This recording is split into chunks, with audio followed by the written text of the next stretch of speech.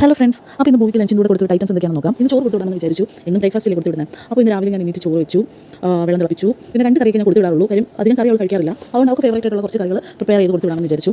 അങ്ങനെ ഞാൻ കൊടുത്തുവിടുന്നത് potato fry ആണ്. പൊട്ടാറ്റോ ഫ്രൈ ഒക്കെ വലിയ ഇഷ്ടമാണ്. പക്ഷേ ഇതിൻ്റെ കുഴപ്പം എന്താണെന്ന് വെച്ചാൽ പൊട്ടാറ്റോ ഫ്രൈ കൊടുത്തുവിടുന്ന ദിവസം അവൾ പൊട്ടാറ്റോ എല്ലാം ആദ്യം അങ്ങ് ഫിനിഷ് ചെയ്യും. പിന്നെ ബാക്കിയുള്ള കറിയും പച്ചച്ചോറൊക്കെ കൂട്ടി അങ്ങ് ആയിരിക്കും കഴിക്കുന്നത്. അന്ന് കൊടുത്തിരുന്ന ചോറ് മൊത്തം കംപ്ലീറ്റ് ആവില്ല. എങ്കിലും ഇത് കാണുമ്പോൾ സന്തോഷമാകട്ടെ, അങ്ങനെയെങ്കിൽ കുറച്ച് ചോറ് കഴിക്കുമല്ലോ എന്ന് കരുതിയാണ് പൊട്ടാറ്റോ ഫ്രൈ ഉണ്ടാക്കിയത്. അതിൻ്റെ കൂട്ടത്തിൽ ഞാൻ ബീട്രൂട്ട് തോരൻ വെച്ചിട്ടുണ്ട്.